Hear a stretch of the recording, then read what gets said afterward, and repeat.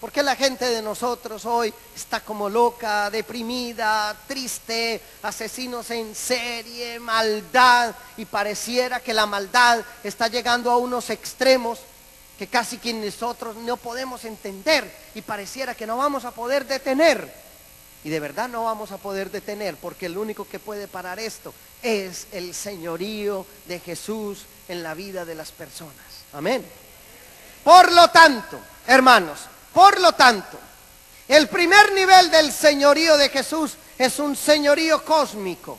Todo adquiere sentido en Él. Toda la historia va hacia Él y todo el sentido de la historia dimana de Él, viene de Él.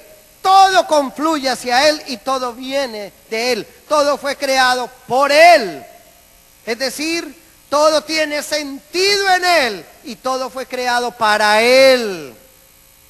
Es que Jesucristo no es un personaje, como dice la revista Selecciones, el personaje, el héroe. Él no es el personaje, Él no es el héroe.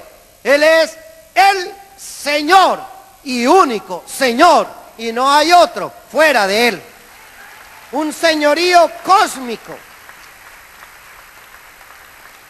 Pero hay además otro nivel del señorío. El señorío de Él en la iglesia. Él es el Señor de la iglesia. Pablo en la carta a los Colosenses, capítulo 1, versículo 18 dice: además, Cristo es la cabeza del cuerpo que es la iglesia. Él que es el principio, fue el primero en resucitar, para tener así el primer puesto en todo. Oigan eso. Él tiene el primer puesto en todo. Él es el Señor de la iglesia. En la iglesia, Él es el que manda. En la iglesia, Él es el que domina. En la iglesia, Él es el que impera. En la iglesia, Él es el dueño. Él es el dueño de la iglesia. El dueño de la iglesia no es ningún sacerdote, ningún hombre, ninguna mujer. El dueño de la iglesia no es el Papa. Él es un servidor del dueño, de la cabeza. Y el dueño se llama Jesucristo, el Señor de todos los años, de toda la historia. Él es el dueño. Él es el primer puesto en todo. El primer puesto. Hermanos, aquí tendríamos ustedes y yo que ponernos de rodillas constantemente y decir: tú eres el dueño de la iglesia, tú eres el Señor de la iglesia. Todo lo de la iglesia está en función de hacer que Él sea el Señor. Como decía el Papa Pablo VI, la iglesia existe para evangelizar. La iglesia no existe para centrarse en ella misma. La iglesia es servidora de un mensaje. La iglesia existe para transmitir un mensaje. Es el señorío de Jesús en la iglesia. Y a veces, los sacerdotes creemos que esta porción del rebaño de Cristo es mía. Déjeme decirle, padrecito, me estoy diciendo a mí mismo, que usted no es el dueño de esa porción. Que el dueño de esa porción del pueblo de Dios es Jesucristo y que le pertenece a Él. Y que nosotros no somos dueños de nada. Somos apenas servidores de Él. El cosmos no tendrá plenitud si no es en Cristo. Y la iglesia menos. La iglesia no tendrá plenitud sino en Cristo Jesús.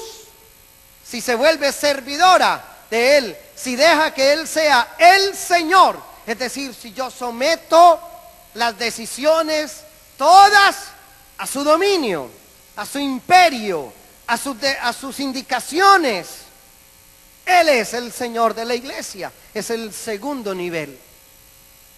Pero hay un tercer nivel: el señorío de Jesús en la vida personal. Cosmos, iglesia, individuo. El señorío de Jesús en mi vida. Si el cosmos no tiene sentido sin Él, si la iglesia no tiene sentido sin Él, menos mi vida tiene sentido sin Él. Jesús es el Señor de mi vida.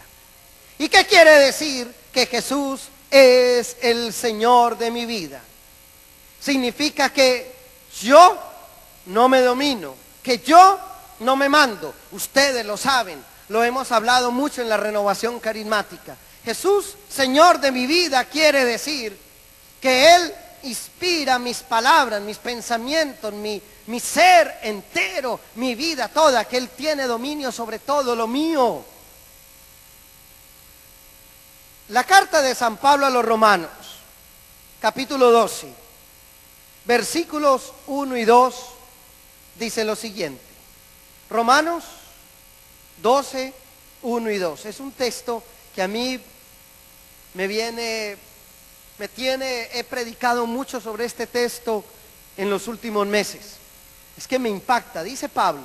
Así que, hermanos míos, les ruego por la misericordia de Dios que se presenten ustedes mismos como ofrenda viva, consagrada y agradable a Dios. Este es el culto que deben ofrecer.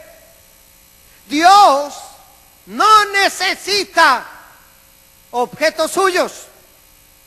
Perdónenme lo que voy a decir. A Dios no le importa a usted cómo se vista.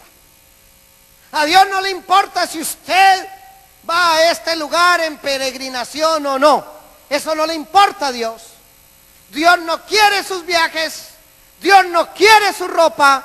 Dios no quiere nada de usted. Dios lo quiere a usted. A usted es a quien lo quiere Él. Él te necesita, es a ti. Ofrézcanse ustedes como esa ofrenda viva, santa, agradable a Dios.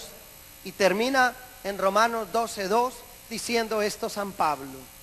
No vivan ya según los criterios del tiempo presente. Al contrario, cambien su manera de pensar para que cambien su manera de vivir. A mí me tiene eso impactado. Cambien la manera de pensar. ¿Cuál es la manera de pensar? Suya y mía. Porque a veces nosotros en la predicación, a veces los predicadores, insistimos demasiado en lo que hay que cambiar. Hay que cambiar esta manera de comportarse en lo sexual. Hay que cambiar esta manera de tener el dinero. Hay que cambiar esta manera de relacionarnos con la esposa o con el esposo o con los hijos. Y esa es consecuencia de algo más profundo.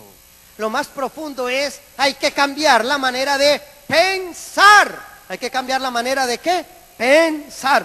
Digan conmigo, hay que cambiar la manera de pensar. Fuerte, hay que cambiar la manera de pensar. Y es que el pensamiento rige el obrar. Lo que me surge en el obrar es lo que tengo en el pensar. Y Pablo dice, tengan una manera de pensar diferente. Una manera de pensar distinta. El señorío de Jesús quiere decir que yo dejo que en mi pensar Él sea el que maneje esa área de mi ser, que es el pensamiento. Cuando se analizan personas que tienen una conducta morbosa frente al sexo, por ejemplo, todo es sexo, todo está regido por el sexo, todo es sexo. Hay una manera de pensar que está direccionada o que está impactada por esa pasión o por ese deseo.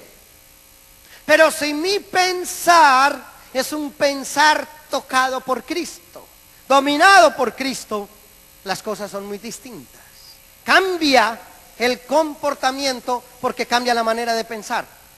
Usted y yo siempre queremos cambiar el comportamiento. A partir de mañana, 1 de enero, seré una persona nueva. Y usted es el mismo burro del 31 de diciembre.